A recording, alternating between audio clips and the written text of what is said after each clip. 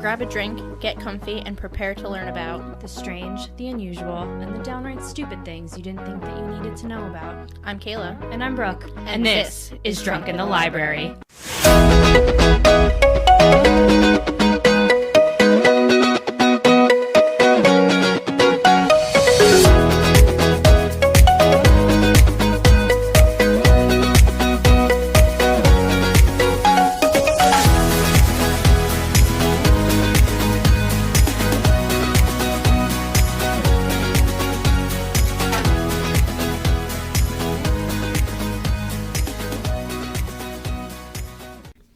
Hey everyone, we're back. We are. Cheese and salami once again. We're literally sitting in the dark recording. We literally had to move our lamp so that way our cheese plate would fit on our table. Got that charcuterie board over here. And by charcuterie board, I mean Ritz crackers and cheese on a paper plate. Yep. With some salami still in the bag. So if you hear any suspicious noises, it's that. Just us eating, enjoying ourselves. Sometimes you just gotta have a little snackies while you talk about weird shit. Do we have any questions, comments, concerns from last episode? I'm concerned why you're stroking out right now. Have you met me? This is true. No, I don't think I have any. Support us. That's all we ask. Yeah. We're not gonna, I'm not gonna go into it every time. Please, just, you guys know what to do. Rate, review, subscribe, do all the things, that's it. Okay, cool. You're first this week. Okay, so I will remember to give sources. However, if I do it immediately, it's gonna give it away. Okay. In San Jose, California, sits a sprawling mansion, the likes of which the world has never seen. Oh, I know what this is. Okay, then I'll tell you my sources. No, continue with your story. Go ahead, and then you can tell me. While no one is entirely certain what prompted her to build it, this infamous mansion was once the brain baby of Sarah Winchester, the widow and heiress to the Winchester Repeating Arms Company. That's pretty much my story. So my sources are BuzzFeed Unsolved Video, Atlas Obscura, WinchesterMysteryHouse.com, and Reddit. Nice. So, Okay. The Winchester rifle had, really grown in popularity in the, mid to late 1800s. Okay. And they had sold over 800 or 8 million Winchester rifles. Jesus. Yeah. So, the family was, super wealthy. When Sarah's husband died of tuberculosis in 1881, she inherited a huge piece of that fortune. Mm-hmm. Their daughter had died shortly before him of suspected marasmus, which is just, severe malnutrition. Oh. Why they were allowed to have a baby, I don't know. Great question. Remains to be seen. So, after the death of most of her family, she inherited 50% of her father-in-law's company, the Winchester Repeating Arms Company, as well as 50% of the wealth that they had already obtained, which was, a hell of money. Yeah. After that, it was rumored that she visited a medium or psychic after the death of her daughter and husband, and, maybe that medium channeled her dead husband, and maybe her dead husband told her that she should move across country and buy a house to escape the ghosts that were chasing her, and she should never stop construction. Maybe. This is all just alleged. Yeah, basically. Don't accuse anybody. All we know is that she moved from New Haven, Connecticut to the Santa Clara Valley, where she purchased, an old unfinished farmhouse, and just, hired a whole team to, begin construction on the house. Okay. She started off with, using architects to, design this house, but rumors say that she, maybe didn't, get along with the architects very well because she was literally constantly changing what she wanted. So eventually, Sarah just, started designing the house on her own, which is probably why it turned into the monstrosity that it became. It's a fucking shit show. Yeah, it's super interesting shit show, but a shit show. But it's also, anxiety-ridden. Oh, yeah, for sure. I have a hard time watching people, explore it because I just get, it's I'm, getting, cringy right now. Yeah, I'm nightmare. Is there anything in there? I don't think so. So, there were rumors that she did this, because she thought that the ghosts of all of the people that were killed by Winchester rifles were, like, after her. So, like, if she was constantly building, they would never be able to find her. But there are also rumors that she built this mansion to accommodate the ghosts because she felt, like, guilty for their death, basically. So, not really sure which one. Just pick a side and go with it. But also, like, ghosts have better things to do than haunt the people who made the guns that shot them. Yeah, it's very specific. Like, if I was a ghost, I have no interest in that. I have interest in haunting the person who shot me. Yeah. I don't care about the type of gun. Or, like, my best friend or my husband, just for funsies. Yeah. But, like, I'm not going to take the time to, like, be like, well, let me find out the manufacturer of this gun. And then I'm going to go and haunt them. So in the before the 1906 earthquake, the house boasted a massive 7 stories. That's insane. When the earthquake hit, they had to demolish, like 3 stories, so now it stands at 4 stories. Was that, like, the really big one in California? I believe so, yes. Okay. Yeah. Construction on the house was rumored to go on for 24 hours a day, 365 days a year for 36 years. I'd fucking quit. That's so much work. I'd be like, lady, look. She had, like, rotating teams, so it's not like somebody was working for 24 hours a day. Still, I'd be like, that's a lot of work. It's like I have this one job that I've been doing for fucking 37 years. Like, fuck that. It is said that the day Sarah died, like, construction halted immediately and never resumed. Yeah, because they were probably fucking tired of building fucking stairways to nowhere. God. Yeah. Due to the lack of architects, the house is incredibly strange. Mm-hmm. There are stairs that lead to nowhere, like, just, like, straight up into the ceiling. Yep. There are doors that open to reveal brick walls. Creepy. There are windows that overlook other rooms, which I'm no stranger to in my own home. You have one of those. I do. I'm a regular Sarah Winchester. Yep.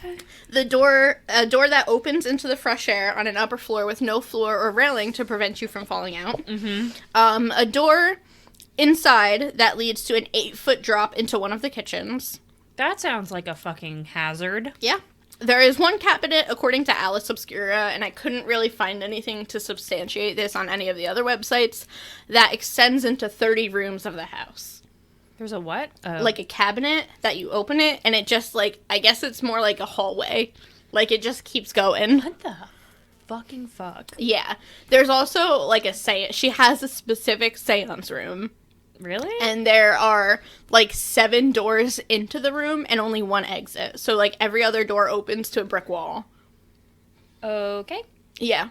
What a fucking weirdo. The house boasts 3 elevators, 160 rooms, 4 stories, 40 bedrooms, 10,000 windows, 2,000 doors, 50 skylights, 47 stairways and fireplaces, 17 chimneys, 13 bathrooms, only one of which was fully functional because, like, while Sarah lived there for most of the time. Can you imagine having to pee so badly? And you gotta, like, go up 18 sets of stairs and like, I don't through the trap door. But when I have to pee so bad, I get, like, disoriented. Like, thank God there's only one bathroom in my apartment. Otherwise, I'd be like, oh my God, which one was it? I forgot. Like, I have to label it with something. Like, the one with the star on the door is the right one. Yeah. 6 kitchens and a whopping 24,000 square feet. What in the ever-loving fuck was this bitch thinking? Right? I'm lucky I have one kitchen. I know. I barely have a kitchen. I know. She's like, I'm going to have multiple for the ghosts. It's crazy. Just to accommodate them. In 1923, it cost about $5 million to construct this house, which in today's money is $71 million. Jesus fucking Christ. Yeah, that's a lot of fucking dollars. That's many doll hairs. Way more than I got. Way more than I'll ever see in my lifetime. Yeah. Oh my God. There's a room in the house which is lovingly nicknamed the $25,000 storage room. Which just contains, like, a bunch of beautiful stained glass windows. Mm-hmm. One of these windows was designed by Tiffany himself. So, like, you know already that alone is worth a fortune. A lot of money, yeah. So that when light hits it, it scatters to create, like, a prism. Okay. However, this window is hanging on one of those windows. It's, like, a window that overlooks another interior. So no natural light ever hits it. Wow.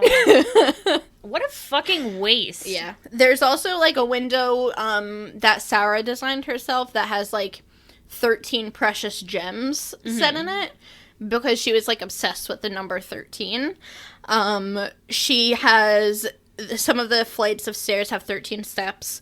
There are 13 panes of glass in some windows. She's got that one with 13 precious gems. There's just, like, 13s everywhere in this house. Oh, my God. If it could be a 13, it was a 13. Yeah.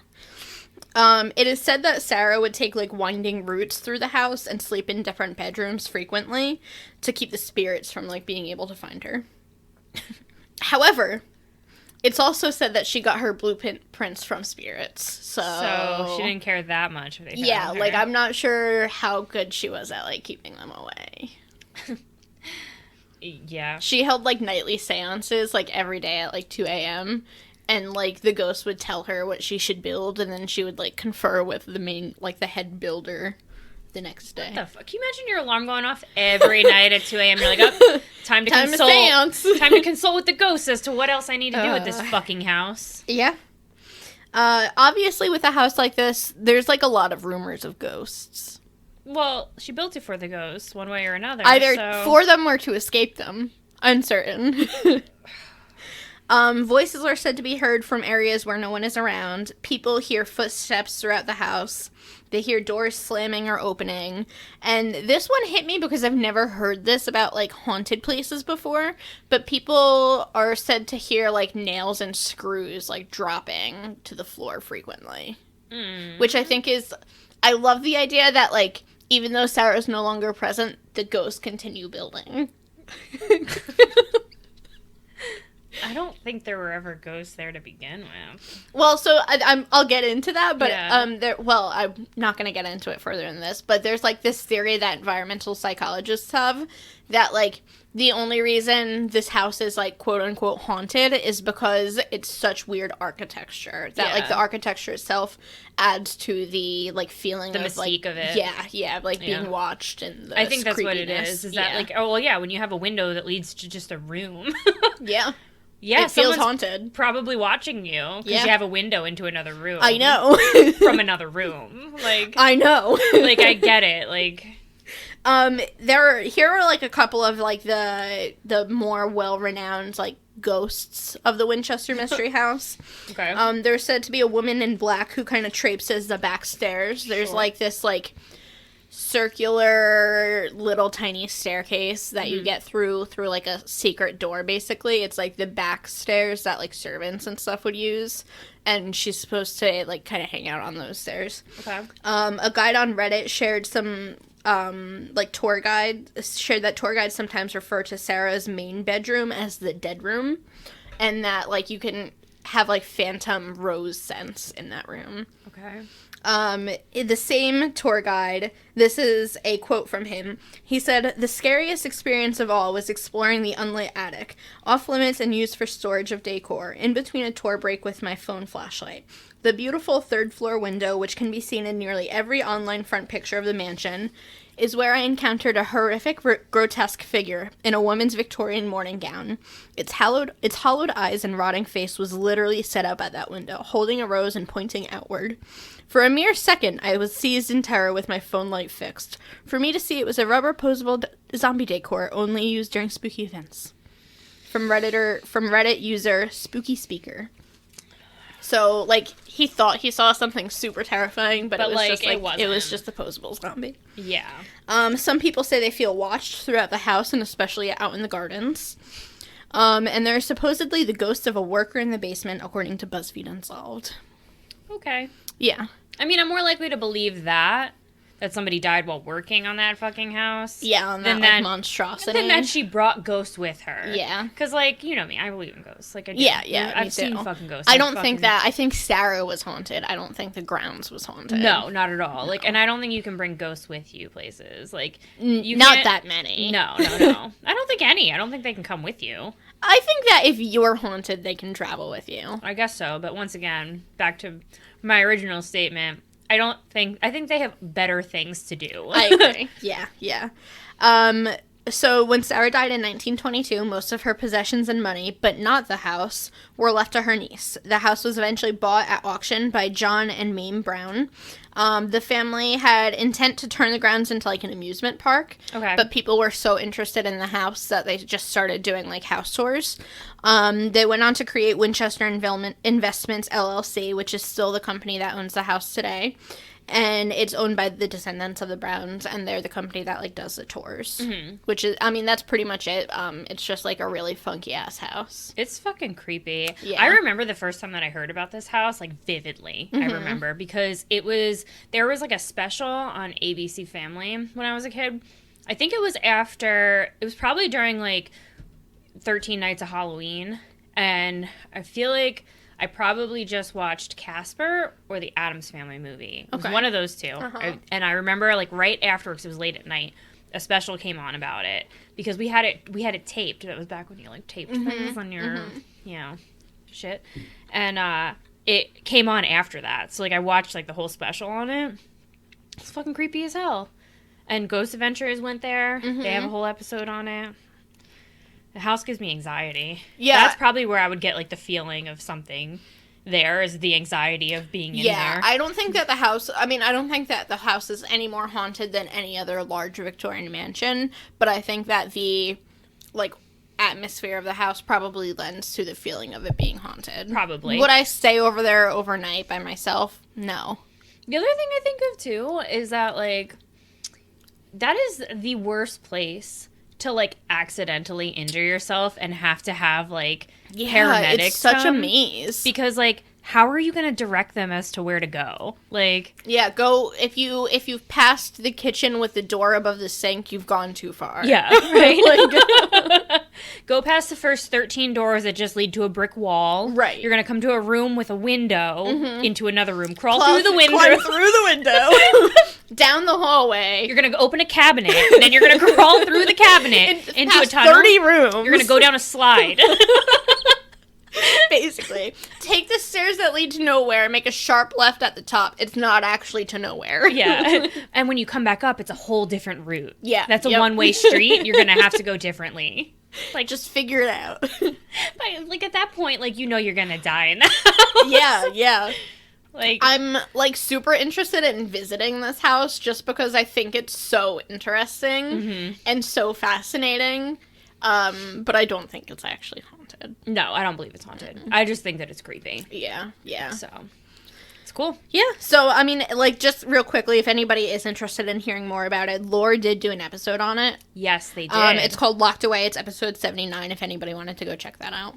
I think Astonishing Legends might have done an episode. I feel like they it. did too. But like I was able to look that up like specifically through the Wikipedia page. They had listed like the like pop culture references. Yeah. They didn't list Astonishing Legends. There was one other podcast on there that I've never listened to. It's called Criminal. That episode is called The Widow and the Winchester, and it's episode 107. I haven't listened to that, but I know of it because of My Favorite Murder, because they talk about that podcast a lot. I feel like I've heard it on another one other than Laura, though. I know Laura's talked about it because I've listened to that episode. Yeah. There's another one, too, which I thought was Astonishing Legends. Maybe it was Strange Matters. Maybe. I don't know. I heard it, though. Yeah. But cool. Yeah. Very cool. Mm-hmm. So, that's the Winchester Mystery House for everybody. Very nice. Very nice. And now an ad. Okay. We is back. And it's my turn. Yeah, it's your turn. Sorry, I was drinking. I saw. Brooke said, "Are you ready?" I said yes, and then immediately went ahead and took a sip of my drink. And then stared at me. It's like, okay, you take your time. Take your sweet-ass time. I'll just be here, waiting. Getting too comfortable. Yep. Alrighty. So, I am also bringing you a semi-creepy story this week. Cool. It's not, like, creepy, but it's got some creepy elements to it. Okay. I'm going to tell you a quick story first. I love it. I know. I love introducing with the story. I know. It's like, so fun. What is it going to be? Yeah. So, same thing. I'm not going to introduce my sources yet because... It'll give it away. It won't actually give it away, but I want to... Okay. Story first. So, ready? Mm-hmm. For real? I'm ready. We begin our story in the early 1790s in New England. Tuberculosis was raging on, destroying entire families in its wake. Symptoms include pale skin, sunken eyes, and the occasional blood spill from the mouth. Just life occasional. was just being sucked out of these people. But little was known about tuberculosis. Oh my God. All right, Kaila. Tuberculosis, aka consumption, because of the way it consumed bodies. So, as soon as somebody died from the disease, another family member would fall ill and soon perish, leaving a domino effect of family members to also fall ill. Neighbors to these families were also becoming sick at alarming rates. Was this the work of an unknown disease? No. That would be silly and too logical. This was the work of vampires. Welcome to the Great New England Vampire Panic. Yes. Do you know anything about them? I don't. I feel like Lore did an episode on this. This was Lore's first episode. Okay, it is. Okay. That's what I know of it. They probably briefly touched over it. I'm going to go a little bit more in depth to it. So my sources are Wikipedia, HowStuffWorks.com, Ranker, and NewEngland.com. So when the panic started, it was originally believed that the person who was originally sick was in fact the vampire of the family. Villagers thought that the evil was inhabiting like the OG deceased and was trying to gain sustenance by draining neighbors and family of blood or like their life force. Okay. So how could they stop this from occurring? Simple. You just dig up the body, you burn the organs, and then you eat it. Okay, not where I thought this was going, but surprise. Proceed. So first, the suspected vampire was exhumed. The body was examined for signs of life. If the body wasn't decayed, which it might not be if they were literally just buried, so like once again, they're not using logic and all of this. Right, they're using vampires. They would cut it open and examine the organs. If the organs had any liquid blood in it, vampire. Okay. Yep, that was like true signs. They're not decayed. They're alive. They're sucking a life force out of their family and neighbors. They have blood in their organs. Fucking vampire. Sure. Yep. Sure. So, depending on the region, the next steps that they followed varied a little bit. Some towns in Maine and Massachusetts decided that you could just flip the body over in the grave and that would solve the problem. You face up, and then you face down. No more vampire. Okay. That's what I would want done to me. Just flip me over. That's it. Towns in Vermont, however, would burn the organs and rebury the body.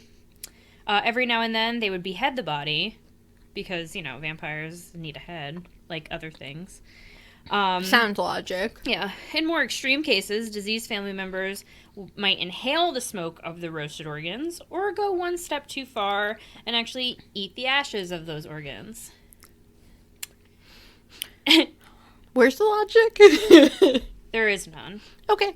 But you might ask, what if somebody had decomposed to the point that they were just a skeleton? Yeah. And there are no organs. Well, we have a solution for that too.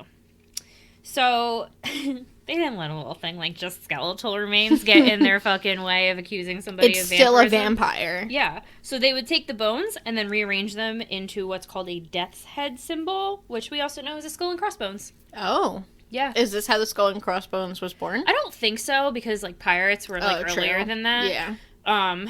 But for whatever reason, these villagers were like, skull and crossbones, no vampires, that's good. Like, somehow it prevented the vampires from rising to claim more victims. Sure, even though it's just a skeleton. Yeah. So, surprisingly, the Great New England Vampire Panic lasted almost all of the 19th century. Oh my god. Yeah. Like, this went on for almost 100 years. That's way too modern for my liking. Yeah. Ending with Mercy Brown in 1892. So Mercy Brown's kind of like the poster child for all of this because her case is the most famous. Okay. But we're going to go over a couple like more notable people too, because a lot of people were accused of being vampires. Okay, if I'm not mistaken, Mercy Brown is the one they talk about in lore. Yes. She's kind of like the last one that this happens to. So we have Rachel Harris in Vermont in 1790. She's considered like the first case. Her case is my favorite. Okay. You'll see why in a second. So after she died, her husband married her stepsister. who soon became sick with symptoms of consumption. Sure. So the family came to the unsurprising conclusion that it must be Rachel trying to kill the stepsister. So in 1793, her body was exhumed and her organs were reduced to ash. Now comes my favorite part. So her sister died anyway, and the town decided that she was never actually a vampire. Oh. She was a witch. Okay. They were like, no. We must have had the wrong mythological creature. Shit. We fucked this up big time. She wasn't actually a vampire, guys. She was a witch. Oh, you know what? That makes more sense. Yeah, I don't know, like, how the symptoms vary. Yeah, so, like, what did they do now that she determined she was a witch? You already burned her. I don't think they did anything. I think they just concluded, it was just, like, too bad? Too bad, so sad? Yeah, basically. It was just like, well, guess we fucked up, but problem solved, I mean, for the most part. So, yeah, I don't know. That was my favorite one, though. So then we have the Spalding family, who's also in Vermont in the 1790s. So 6 out of the 11 children had died of consumption, and another had just gotten sick. Damn. Yep. So Papa Spalding did not want to lose another kid, as most don't. So he had his last deceased child exhumed. They burned his organs and then reburied him. And then when another one of his kids died in 1794, his casket was actually buried away from the other family members due to there was, like, a belief that, like, if the vines grew between the caskets and then connected as, like, whole, it meant that another family member was going to die. Okay. So they thought that by burying him separately... If the vines could never connect, that, like, he wouldn't lose any more children. Okay. Pretty sure he did, but, you know, myth. Sure. Poor Papa Spalding. Poor Papa Spalding. So then we have Sarah Tillinghast in Rhode Island. So they called her dad, and I put this in quotations, Snuffy. No explanation. Could not find anything else to back that up. Don't like that. Yeah. Papa Snuffy. So they had 14 children. Oh my God. Sarah was the first to die. The surviving kids then would claim that Sarah visited them at night. So soon 5 more kids would all be dead, and then a 6th one was sick. All of the bodies were dug up to look for a source, but only Sarah's had not decomposed. Yeah. It's a little unusual. It is a little unusual, but, like, you're not a vampire. No, that's or not a what witch. I'm saying. I mean, also, we don't know when she was buried. Like, that's true, you know. Yeah. So they removed her heart and burned it in front of the house in order to protect the remaining children. Okay. I don't understand how all these villagers are just, like, so cool and calm and collected about digging up bodies and taking the organs out. Of your own kids. Yeah, they're just like, gotta solve this problem. So then, lastly, we have Mercy Brown in Rhode Island, and this is in 1892. So Mercy's mother and sister had both died of consumption in 1883. A couple years later, both Mercy and her brother Edwin also became infected. Mercy died, but Edwin didn't. So with only him remaining and still sick, George Brown, who was the father of the household, was running out of options. He didn't believe in vampires and did not want to dig these bodies up. Good. He was, like, not about this life. Good for him. But was harassed by the village, and they convinced him otherwise. So 2 months after Mercy was laid to rest, she was exhumed along with her mother and her sister. Her body had not yet decomposed, most likely to the fact that she was buried in the middle of winter. So, like, she was probably frozen. Yeah. Also, like, she had only died, like, relatively recently, I feel like. 2 months. 2 months before, like... Okay. So not, like, massive decomposition at that point. No, I mean, you're gonna have as we all know from the Body Farms episode. Which you should listen to if you haven't already.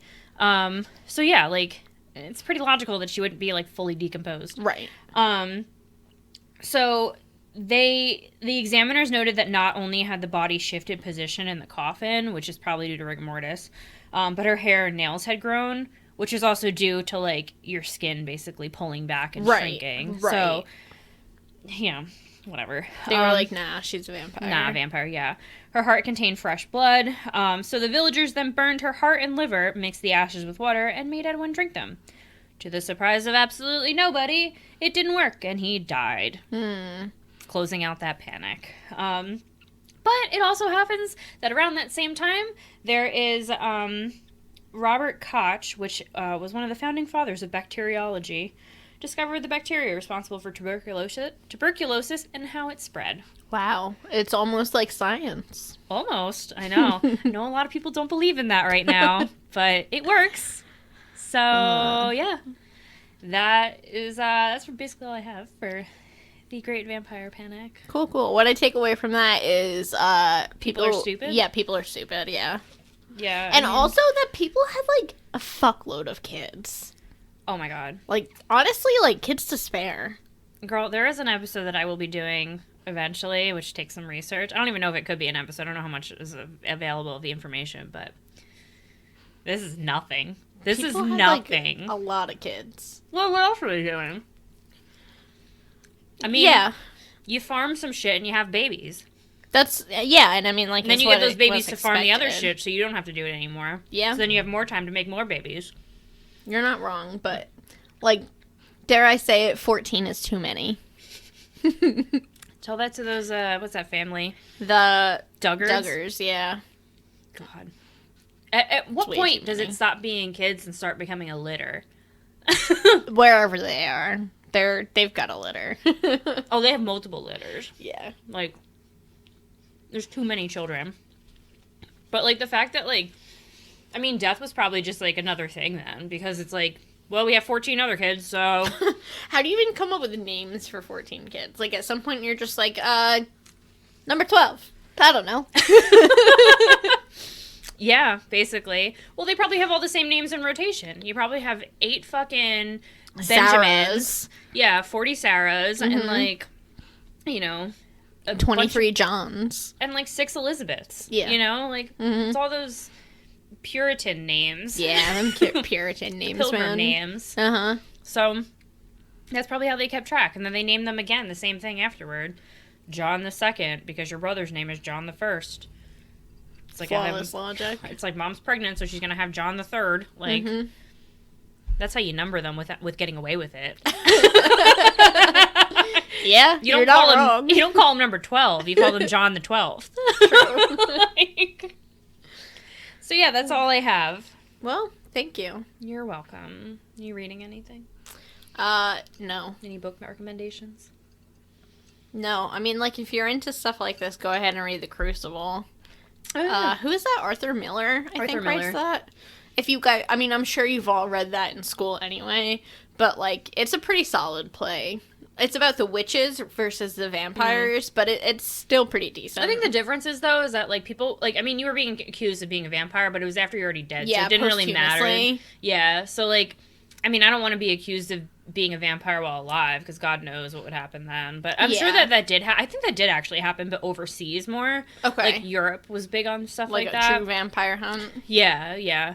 The United States was too busy with, like, witches. Yeah. But, I mean, you would think that they learned their lesson with, like, the witch trial. Prior.